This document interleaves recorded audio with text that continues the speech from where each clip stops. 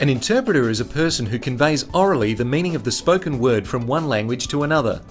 You can use interpreters more effectively and achieve better communication with a non-English speaking client by ensuring both you and your client understand the role of an interpreter. Dạ thưa chị, em muốn hẹn gặp bác sĩ. I'd like to make a doctor's appointment, please. Okay, when would you like your appointment to be? Em muốn gặp bác sĩ ngày nào em? Dạ thưa chị, em muốn gặp bác sĩ ngày thứ Ba. I'd like to see the doctor on Tuesday, please. Yes, we can book you in for Tuesday. Would Tuesday morning be okay? Thứ Ba được em. Thứ Ba buổi sáng có được không em? Dạ thưa chị, thứ Ba buổi sáng, dạ được. Yes, that's fine. Tuesday morning is okay. The interpreter's role is to accurately and appropriately convey the whole message from one language to another. To allow the interpreter to do this, you need to pause often to allow time for the interpreter to interpret and for your client to respond. You should also speak directly to your client. For example, in this scenario, the receptionist asks the client, "When would you like the appointment to be?" Always make your client the centre of your attention, regardless of whether the interpreter is in the room with you.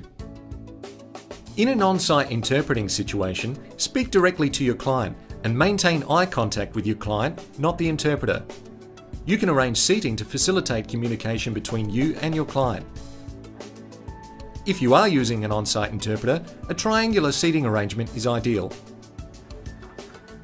When using an interpreter, your role is to conduct and manage the interview. It is your responsibility to ensure a free flow of communication.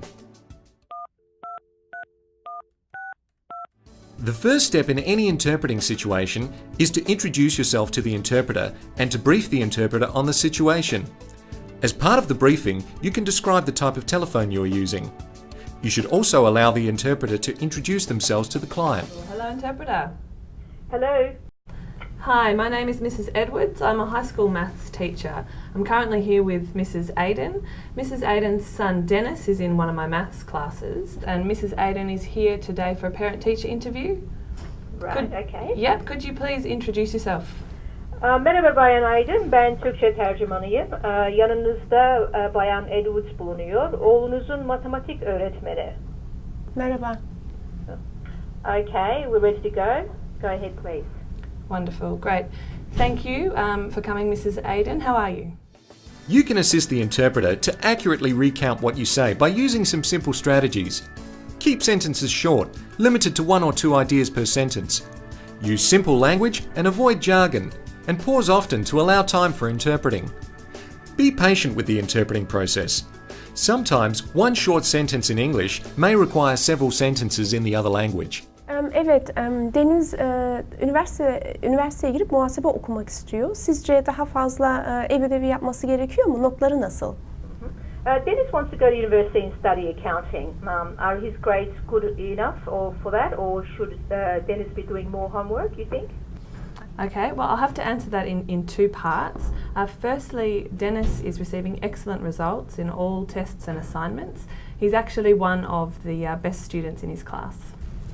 Ona 2 şekilde cevap vermeliyim. İlk ki Deniz sınavlarında ve projelerine çok iyi notlar elde ediyor. Sınıfın en iyi öğrencilerden biri. And as he is receiving such good results, I don't think it's necessary for him to do more homework. And if he continues to work hard in class, I think he won't have a problem getting into an accounting course. Deniz'in durumu çok iyi olduğundan onun daha fazla ödev yapmasına gerek görmüyorum. Eğer sınıfta çalışkanlığını devam ederse muhasebeci bölümünün kazanmakta hiçbir sorun olmayacağını sanıyorum. Harika, çok güzel bir haber. Very good news. Thank you. Fantastic. Wonderful. You should maintain eye contact with your client to show that they are the centre of your attention. However, eye contact is a great example of how cultural differences in body language can affect communication. In some cultures, looking someone in the eye indicates honesty and straightforwardness, while in others, it can be seen as challenging and rude. It helps to be aware of these differences when engaging an interpreter. In any interpreting situation, your role is to conduct and manage the interview. Make your client the centre of your attention by maintaining eye contact and speaking to them directly. To assist the interpreter, keep sentences short and simple and pause often. By utilising the tips presented, you can help bridge the communication gap between you and your client.